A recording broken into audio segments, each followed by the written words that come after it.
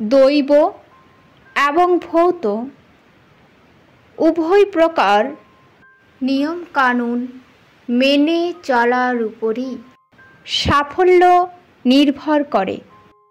বৈষয়িক এবং আধ্যাত্মিক উভয় ক্ষেত্রেই সফল হতে হবে। বৈষয়িক সাফল্য বলতে জীবনের ক্ষেত্রে প্রয়োজনীয় উপকরণের অধিকারী হওয়াকেই বোঝায়। ধন দৌলতের অধিকারী হবার উচ্চাকাঙ্ক্ষার সঙ্গে যেন অন্যকে সাহায্য করার মনোভাবও যুক্ত থাকে।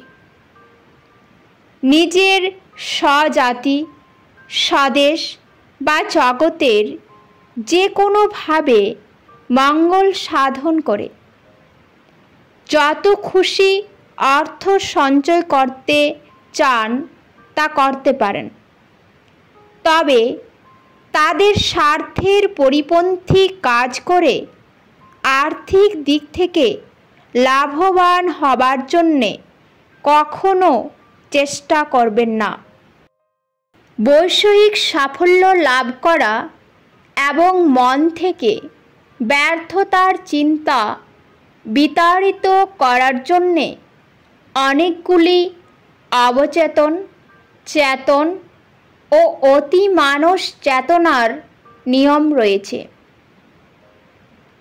অবচেতনায় সাফল্য লাভের বিধি হল শুতে যাবার ঠিক আগে এবং ঘুম থেকে ওঠার পর এক মনে গভীরভাবে সংকল্পকে বারবার বলতে হবে।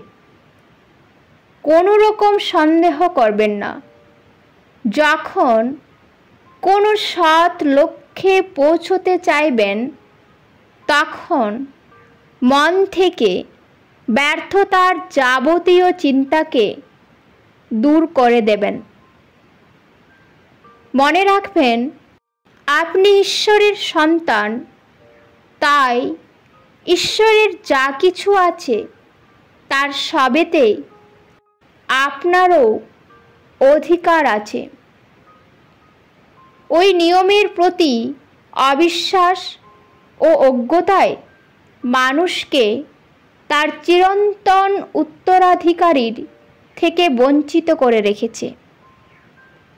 ভগবত তত্ত্ব ঐশ্বর্যকে ব্যবহার করতে হলে অসীম বিশ্বাসে সংকল্পগুলিকে জারিত করে বারবার একইভাবে তাদের উচ্চারণ করতে হবে এবং তারই সাহায্যে অবচেতনায় যেসব ভ্রান্তিমূলক চিন্তা বীজগুলি আছে তাদেরকে ধ্বংস করতে হবে। চেতন স্তরে সাফল্যের সূত্র হল বুদ্ধির সঙ্গে পরিকল্পনা মাফিক কাজ করতে হবে এবং সব সময় ভাবতে হবে যে ঈশ্বরই আপনার পরিকল্পনায় এবং নিরলস কঠিন কর্মপ্রয়াসে সহায়তা করে যাচ্ছেন।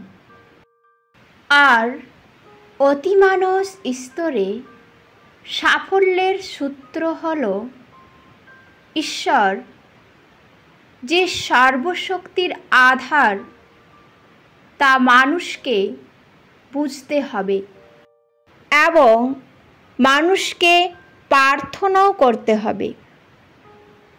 আপনার সচেতন প্রচেষ্টাকে বন্ধ করবেন না বা আপনার প্রকৃতিদত্ত ক্ষমতার উপরেও সম্পূর্ণ নির্ভরশীল হবেন না, বরং যা কিছু করবেন তার জন্যে ঈশ্বরের সাহায্য প্রার্থনা করবেন।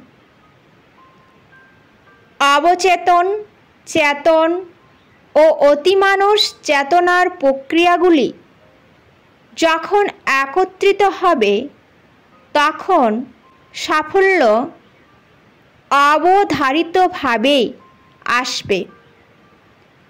ব্যর্থতা যতবারই আসুক না কেন, চেষ্টা করা থেকে বিরত হবেন না।